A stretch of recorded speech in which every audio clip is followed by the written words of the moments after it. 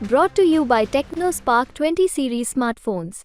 मृत्युपरांत भी मैं बता देता हूँ कि लालटेन नहीं जले। उनके मृत्युपरांत भी मैं बता रहा हूँ। देखिए, राजनीति में स्थिति परिस्थिति बनते रहती है और राजनीति में सभी लोग स्वतंत्र हैं। कोई मेरे बड़े भाई ने अगर ज्वाइन कर लिया आरजेडी तो उसमें कोई नई बात नहीं है। परिवार के एक सदस्य यहाँ हैं तो अगला सदस्य वहाँ है, इसमें कोई बहुत बड़ी बात थोड़ी है। नमस्कार, बिहार तक देख रहे हैं आप। मैं हूं राकेश। लोकसभा चुनाव को लेकर राजनीतिक सरगर्मी तेज है, लेकिन इन सब के बीच जमुई में एक चर्चा बहुत जोरों पर है। बिहार सरकार के कद्दावर मंत्री, समाजवादी नेता स्वर्गीय नरेंद्र सिंह के पुत्र और बिहार सरकार के मंत्री सुमित कुमार सिंह के बड़े भाई अजय प्रताप का आरजेडी में मिलना चर्चा का विषय बना हुआ है। हम बात करने की कोशिश करते हैं बिहार सरकार के मंत्री सुमित कुमार सिंह से। अभी वो जनता से मिल रहे थे और उन्हीं से जानने की कोशिश करते हैं कि आखिर उनका क्या विचार है इन सारी मुद्दों पर। आखिर किन परिस्थितियों में उनके बड़े भाई अजय प्रताप ने आरजेडी का दामन थामा है। सुमित कुमार सिंह जी मेरे साथ हैं, हम उनसे बात करने की कोशिश करते हैं। सुमित जी, बिहार तक में आपका बहुत बहुत स्वागत है। बहुत बहुत धन्यवाद। फिर एक चर्चा बहुत जोरों पे है जमुई में कि आखिर क्या परिस्थिति पैदा हुई कि आपके बड़े भाई जमुई के पूर्व विधायक अजय प्रताप ने आरजेडी का दामन थामा। देखिए, राजनीति में स्थिति परिस्थिति बनते रहती है और राजनीति में सभी लोग स्वतंत्र हैं। कोई मेरे बड़े भाई ने अगर ज्वाइन कर लिया आरजेडी तो उसमें कोई नई बात नहीं है। इससे पूर्व भी मुझे लगता है सैकड़ों उदाहरण होंगे बिहार में, जो कि परिवार के एक सदस्य यहाँ हैं तो अगला सदस्य वहाँ है, इसमें कोई बहुत बड़ी बात थोड़ी है।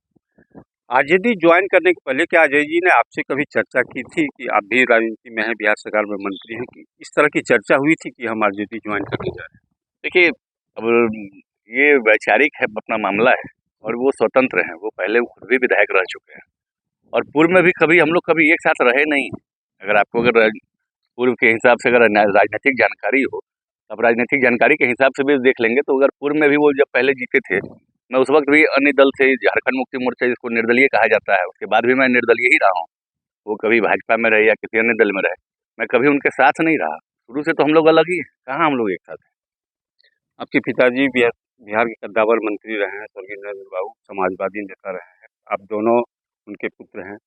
उनके जो समर्थक है वो आप दोनों भाई के चाहने वाले हैं। ऐसे में कन्फ्यूजन तो नहीं होगा कि वो आप उनके समर्थक किनकी बात माने, आपकी बात माने या अजय प्रताप की बात माने? देखिए, ये तो समर्थकों को सोचना है, ये उनका विचार होगा। ये विचार उनको करना है कि वो किन की बात को सुनेंगे, किन की बात को मानेंगे, सही राह क्या है, सही राह पे चलेंगे, ये तो उनको तय करना है।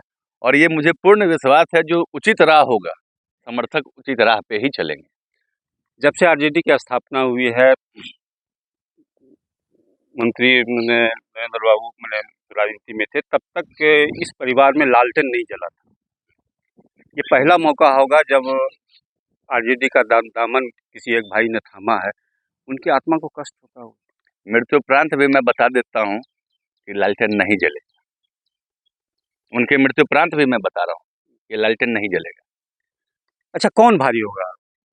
चुनाव सर पे है, आप एनडीए के पक्ष में वोट मांग रहे हैं, वो आरजेडी के लिए वोट मांगेंगे। कौन भारी होगा, अजय प्रताप या सुमित सिंह? देखिए, अभी बोलना अतिशयोक्ति होगी, अभी ज़्यादा बोलना भी मतलब तो समय से पहले पूर्व इसको बोलना कहा जाएगा। लेकिन मैं आपको एक बात बता दूं, भारी थे, हैं और रहेंगे। अच्छा, चर्चा इस बात की भी है, कभी कहीं कहीं चौक चौराहों पर चर्चा हो जाती है कि सुमित सिंह के ही इशारे पे ही अजय प्रताप ने दामन थामा, इसलिए कि तेजस्वी यादव का एक बयान आया है कि 2024 में जेडीयू खत्म हो जाएगा। कहीं अपनी जमीन तैयार करने के लिए अजय प्रताप को तो नहीं आरजेडी में भेज दिया गया है? जो खुद जमींदार हो उससे जमीन की क्या आवश्यकता। बस मैं एक ही लाइन में कहूँगा, मुझे तो जनता ने यहाँ चुन के पहुँचाया। मेरी जमीन तो जनता ने तैयार की है, मुझे जमींदार तो जनता ने बनाया, तो मैं क्यों अपनी जमीन कहीं और तैयार करूँगा। मुझे जनता ने यहाँ तक पहुँचाया है और ये जमींदारी मेरी जनता की वजह से है। तो मेरा तो एक ऐसा जमीन है जो मुझे किसी दल फौज से ऊपर उठकर मुझे यहाँ तक चुनकर पहुँचाया। अच्छा, आप लोकसभा चुनाव 2024 की बात कर रहे हैं, जमुई संसदीय क्षेत्र की बात करते हैं, आप एनडीए के लिए वोट मांग रहे हैं। कैसा रहेगा इस बार का चुनाव? बहुत बढ़िया रहेगा और हम लोग का जो ये टारगेट है वो 40 पार, आप देख लेंगे 40 के 40 लोकसभा पे हम लोग बहुत मार्जिन वोट से जीतने जा रहे हैं। एक मुद्दा विपक्ष के द्वारा उठाया जा रहा है, बाहरी और भीतरी का। तेजस्वी कहते हैं कि ये स्थानीय महिला है, अर्चना रविदास को मैंने टिकट दिया है, और एनडीए के जो प्रत्याशी हैं वो बाहरी, कितना हावी रहेगा? हम आपके चैनल से एक बात जानना चाहते हैं, क्योंकि आपका चैनल तो बड़ा बृहद चैनल है और इसको बहुत लोग देखते हैं, इसके व्यूअर्स भी बहुत हैं। तो जो आरोप लगा रहे हैं, उनके जो राष्ट्रीय अध्यक्ष हैं, उनकी सुपुत्री कहाँ से चुनाव लड़ रही हैं? क्या वो उस जिले से आती हैं क्या? मुझे इसका जवाब चाहिए। अगर वो उसका जवाब दे देते हैं तो इसका जवाब भी फिर हम लोग बाद में सोचेंगे कि क्या देना है। देश के प्रधानमंत्री, बनारस वालों को तो उनको वापस कर देना चाहिए था। गुजरात से हैं, वो आके बनारस से लड़ते हैं। एक हिंदुस्तानी स्वतंत्र है कहीं भी लोकतंत्र में जाकर चुनाव लड़ने के लिए। कोई भीतरी और बाहरी क्या होता है? जो सेवक है वो काम करता है। डीएम, एसपी या कोई भी पदाधिकारी जो अपनी जगह पे बैठते हैं, उनके सबसे पहले पूछा जाता है कि आपका गृह जिला क्या है, और उनके गृह जिले में उनकी पोस्टिंग नहीं होती। इसलिए कि आप अन्य जिलों में जाए और वहाँ पे काम करें। तो जब पदाधिकारियों पे लागू होता है तो ये राजनीतिक लोगों पे क्यों नहीं लागू हो? वो भी तो अन्य जिलों में जाके बेहतर काम कर सकते हैं। कोई इसमें ये असहमति नहीं है मुझे, गलत बात है। आप रोहिणी आचार्य की बात कर रहे हैं कि वो सारण से चुनाव लड़े। जी बिल्कुल, उनका घर तो गोपालगंज है। तो रोहिणी आचार्य ने एक बयान दिया था कुछ दिन पहले कि वो सिंगापुर में जब थी तब नाकों दम करके रख दिया था यहाँ के राजनीतिक दलों को। अब तो वो बिहार आ गई है, बिहार के लोगों का उनको समर्थन मिल रहा है, क्या कहेंगे आप? देखिए, बड़ी बहन है, राजनीति में भी आई हैं, शुभकामनाएं हैं उनको।